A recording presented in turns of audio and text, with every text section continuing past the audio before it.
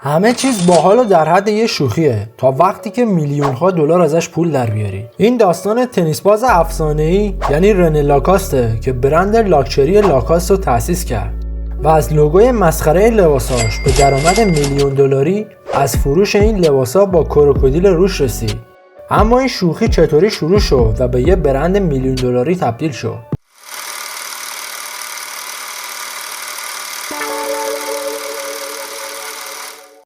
فرض کنید الان سال 1904 و تو فرانسه ایم. 2 جولای 1904 که یه پسری به نام لاکاست تو پاریس به دنیا میاد. رنه لاکاست. مادرش یعنی جین ماری مگدالی لارولا و پدرش ژان ژول لوکاست از طبقه مرفه جامعه بودن. برای همین رنه دوران کودکی خیلی خوبی داشت و هر کاری که میخواست میکرد. برای همین وقتی میرسه به سن 15 سالگی خیلی به تنیس علاقه‌مند میشه و میره توی یک باشگاه تنیس ثبت نام میکنه. اون تو این سن به قدری تنیس بازی میکرد که میخواست به عنوان یه شغل این ورزش رو ادامه بده. ژان لاکاست وقتی این علاقه پسرش رو میبینه، با اینکه علاقه ای نداشته که پسرش این ورزش رو برای شغلش ادامه بده، اما میخواد که پسرش به خواستش برسه. اما رنه هنوز نسبت به تنیس بازای ماهر خیلی عقبه. ژان وقتی اشتیاق پسرش رو میبینه میگه به یک شرط من از این برای تو یک شغل میسازم. رنه میگه چه شرطی؟ باباش میگه به شرطی قبوله که بتونی تا 5 سال آینده قهرمان جهان بشی. رنه هم که انقدر اشتیاق داره که میگه باشه قبوله. این یه چالش بزرگ برای اون بود، ولی چون میخواست خودش رو به پدرش ثابت کنه سخت تمرین میکرد. رنه شروع میکنه به تمرین کردن، اونم خیلی سخت. تمریناتش 3 سال طول میکشه و میرسیم به سال 1922. رنه وارد اولین مسابقه خودش میشه، مسابقات ویمبلدون گرند اسلم. رنه تو همون دور اول تو این مسابقات شکست میخوره و به شدت از این نتیجهش ناراحت میشه. به خاطر قولی که به باباش داده بود، سال بعدش دوباره توی مسابقات آمریکا شرکت کرد. این بار یک کمی بهتر عمل کرد و تونست به 1/4 برسه، ولی اینجا بود که از یه حریف ایتالیایی شکست خورد. بعد این شکست رنه بازم ناامید نشد و سخت‌تر به تمریناتش ادامه داد. سال 1923 که یه شانس به رنه رو میکنه. تیم تنیس فرانسه از اون میخواد که برای فرانسه تو کاپ دیویس بازی کنه. رنه با 3 تا تنیس باز حرفه‌ای هم‌تیمی شده: ژان باروترا، ژاک برونون و انریکو شی. اینا به قدری حرفه‌ای بودن که تماشاچی‌ها بهشون لقب 4 تفنگدار رو دادن. یه سال میگذره و رنه دوباره توی مسابقات ویمبلدون شرکت میکنه. تا فینال میره ولی بازم شکست میخوره. اونم به یکی از همتیمیاش یعنی ژان باروترا. شکستی که رنه از همتیمیش خورد باعث شد که این تمریناتش رو چند برابر سخت‌تر کنه و قولی که به پدرش داده بودن اونو مصمم‌تر کرد. سخت تمرین کردنش جواب داد و تونست تو همون سال قهرمان فرانسه بشه. تورنمنت بعدی ویمبلدون و رقیبش ژان باروترا در انتظار رنه بود، برای همین سخت‌تر تمرین میکرد. رنه توی این کاپ هم برنده شد و تونست به قولی که به پدرش داده بود عمل کنه. اما سال بعدش دوباره یه پله اومد پایین‌تر و عنوان قهرمانی شد داد به انریکو شی. بعد این شکست رنه دیگه تو مسابقات ویمبلدون شرکت نکرد، چون هدف بزرگتری داشت و 1.5 سال تمرین کرد تا میرسیم به سپتامبر 1926 و تو مسابقات قهرمانی آمریکا شرکت میکنه. این آخرین مسابقهشه در برابر رفیق و رقیب قدیمیش یعنی ژان باروترا. اون تو این مسابقات هم اول شد و رفت تو دسته تنیسورای شماره 1 روزنامه دیلی تلگراف. رنه حتی اختراع کرد، ساختار توپ تنیس رو عوض کرد، یه توپ تنیس بهتر اختراع کرد، ماشین پرتاب توپ رو اختراع کرد. اما همه اینا چطور باعث به وجود اومدن یه برند تجاری مثل لاکاست شد؟ رنه سبک بازی خودش رو داشت، همیشه گوشه های زمین پشت خط بازی میکرد تا تو یکی از بازیاش برای تیم فرانسه تو سال 1926 تو زمین سر خورد و تیم تنیس فرانسه مقابل تیم تنیس آمریکا باخت. تو یکی از این بازی‌ها یه اتفاقی افتاد که جرقه این برند بزرگ رو زد. رنه مقابل یه بازیکنی قرار گرفت به نام بیل تیلدن، تنیسوری که تا حالا هیچ شکستی نداشت و رنه با سبک بازی منحصر به فرد خودش به قدری خوب بازی کرد که تو این مسابقه بیلو شکست داد و تماشاگرها و روزنامه‌ها به قدری از این نتیجه متعجب شدن که یه لقب به رنه دادن که شاید خیلی مسخره باشه: کروکودیل. با اینکه فرانسه باخت، ولی این برد رنه مقابل این تنیسور حرفه‌ای شانس اینا رو برای قهرمانی دوره بعد بیشتر کرد. رنه سال بعدش دوباره بیلو شکست داد و همه لقبی که بهش داده بودن رو تو ورزشگاه صدا می‌زدن، تا جایی که لقب کروکودیل به فرانسه هم رسید. رنه همچین از این لقبی که بهش دادن بعدش هم نمیومد، چون آدم سرسختی بود، تو زمین تسلیم نمیشد و مثل یک کروکودیل منتظر تومش میموند تا شکارش کنه. اواخر همین سال تیم دیویس کاپ فرانسوی تو یه مسابقه حیاتیه. مربی تیم میاد به رنه میگه اگر این بازی رو ببری یه چیزی بهت هدیه میدم که مطمئنم خوشت میاد. رنه میگه چی؟ میگه یه چمدون از جنس پوست کروکودیل بهت هدیه میدم. رنه هم گفت پس چمدون آماده کن. اون رفت توی زمین و مقابل حریفش برنده شد. دیگه همه جا رنه رو به لقب کروکودیل میشناختن و اونم دید یه نماد شده براش. برای همین بعد بازی رفت سراغ رابرت جورج، گفت یه امضای کروکودیل برای من رو لباسم گلدوزی کن. اون این امضا رو روی بلیزر کت گلدوزی کرد و داد به رنه. رنه هم دیگه هر جا میرفت بازی کنه این کتش رو میپوشید و میرفت و این اعتماد به نفسش رو چند برابر میکرد. تماشاگرها وقتی اینو با لباسش دیدن خیلی خوششون اومد، چون هم خیلی بامزه بود و هم بازیکن مورد علاقهشون اینو پوشیده بود. رنه میبینه چه فکر خوبیه که از این امضاش یه برند بسازه. این میفته تو مخش تا 5 سال میگذره. رنه بالاخره کارگاه خودش رو راه میندازه.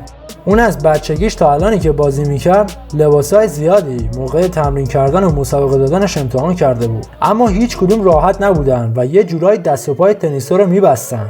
حتی این بلیزر کتی که آخرین لباس رنه بودن خیلی راحت نبود. رنه دید که کت یا پیراهن هم خیلی سنگینن، هم راحت نیستن و آستیناشون هم بلنده. برای همین شروع کرد به طراحی کردن یه لباس جدید. بالاخره لباس تنیس خودش رو با برند خودش طراحی کرد. میرسیم به سال 1933. رنه کلی از این لباسا تولید کرده ولی هنوز عرضه نکرده برای فروش. اون یه تیشرت تنیس طراحی کرده و لوگوی کروکودیل هم دوخته روش. بازی بعدیش تیشرت‌های بیشتری تولید کرد و این دیگه به یه تجارت تبدیل شد و رنه شرکتش رو به صورت رسمی با نام لاسوشیتی چمی لاکاسته ثبت کرد.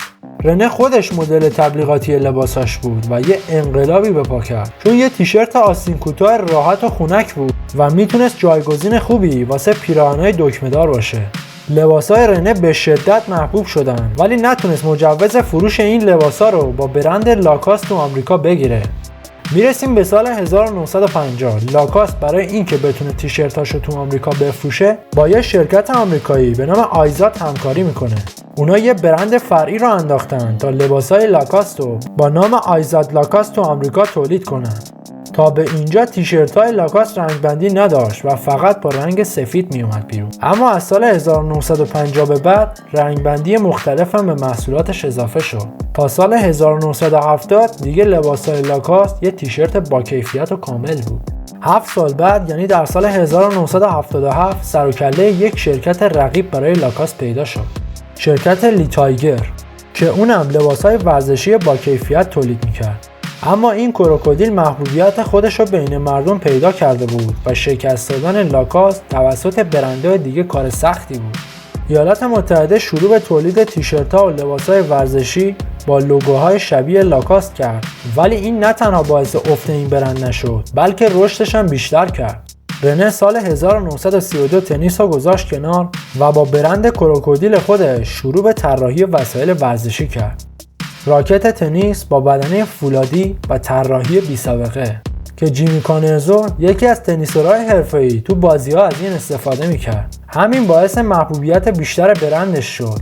از پیراهن‌های ورزشی گرفته تا راکت و وسایل ورزشی، لاکاست همه چی داره تولید می‌کنه و به فروش می‌رسونه. سال 1964 رنه برندی که با شریک آمریکاییش را انداخته بود و یعنی آیزاد لاکاست مدیریتش را سپرد به پسرش یعنی برنارد لاکاست. اما تو دهه 70 و 80 بیشتر مردم اسم این برند رو به اسم آیزاد میشناختن و صدا میزدن. اما این دوتا همکاریشون رو با هم داشتن و خیلی هم داشتن سود میبردن، تا اینکه برند آیزاد خیلی بدهی بالا آورده بود و سعی کرد که خودش از لاکاست جدا کنه تا ضرری به اون نرسه و بدهیشو جداگونه پرداخت کنه. در نهایت شریک لاکاست مجبور شد سهمی که از این برند مشترک داشتن رو بفروشه به برند اصلیش یعنی لاکاست. و سال 1993 خود آیزاد هم به یه شرکت دیگه فروخته شد. بعد از این دیگه برند مشترک آیزاد لاکاست وجود نداشت و لاکاست مجوز فروش محصولاتش رو با برند انحصاری خودش تو آمریکا میگیره. تو دهه 90 لاکاست محصولاتش رو با یه شرکت به نام کروکودیل تو چین میفروخت که در نهایت به این همکاریش هم پایان داد. تو همین زمان برنارد هم که خیلی سنش بالا رفته دنبال اینه که شرکت رو بسپره دست یک مدیر جوون و مؤسس اون یعنی رنه لاکاست هم 12 اکتبر 1996 تو سن 96 سالگی از دنیا میره. برنارد شرکت رو سپرده بود دست یه آقایی به نام گیل رازیر و تا سال 2000 مدیریت شرکت به دست این آقا بود، اما خیلی خوب عمل نکرد. برای همین جاش رو داد به یه مدیر خلاق دیگه به نام کریستوفر لامیرا. مدیریت این آقا کمک کرد که دوباره برند لاکاست محبوب بشه، اما نه به عنوان یه برندی که پوشک ورزشی تولید میکنه، بلکه به عنوان یک برندی که کالاهای لوکس تولید میکنه. لاکاست دیگه فقط به لباسهای ورزشی محدود نمیشد و به سمت تولید کالاهای لوکس و متنوع میرفت. کفش، عینک، کیف، شورت، عطر، ادکلون، حوله، ساعت، همه چیز تولید میکرد. سال 2005 برنارد شرکت رو سپرد به برادر کوچیکترش یعنی مایکل لاکاست. برنارد همچنان کنار داداش کوچیکش تو شرکت کار میکرد تا اینکه 21 مارس 2006 دنیا رو ترک کرد و میراث خانوادگیشو برای داداشش به ارث گذاشت. بعد اینکه مایکل مدیریت رو به دست گرفت، یک تریک بیزینسی جالب زد. لیسانس و لوگوی لاکاست رو به شرکت‌های چینی و تایلندی داد و تولید لباس‌ها با برند لاکاست رو تو این کشورها چند برابر کرد. لاکاست روز به روز تعداد شرکتاش تو دنیا بیشتر میشد و بالاتر و بالاتر میرفت. سال 2007 لاکاست رفت به سمت فروش اینترنتی و یه وبسایت برای ایالات متحده راه انداخت و تا سال 2010 کارش رو شروع کرد. لاکاست همچنین از سلبریتی‌ها و آدم‌های معروف می‌خواست که لباساشو بپوشن و براش تبلیغ کنن. یکی از اینها تنیسور معروف یعنی نوواک جوکوویچ بود و تو سال 2017 یک قراردادم باهاش بستن که برای 5 سال سفیر این برند باشه. حالا لوگوی تنیسای برند لاکاست نشون میده که این برند after Michael took over its administration. و به شدت محبوبه. رنه لاکاست یه بنیاد حمایتی هم راه انداخته بود که به بچه‌هایی که امکانات و محیط ورزش کردن تو مدرسه‌شون رو ندارن کمک و حمایت مالی میکنه. این بود داستان ورزشکار معروف ما و برندی که از یه لقب خنده‌دار به یک برند لوکس میلیون دلاری تبدیل شد. تا حالا لباس‌های این برند با لوگوی کروکودیل دیدید؟ تو کامنت‌ها به ما بگید و در نهایت لایک و سابسکرایب رو بزنید تا خستگی از تن من بیرون بره.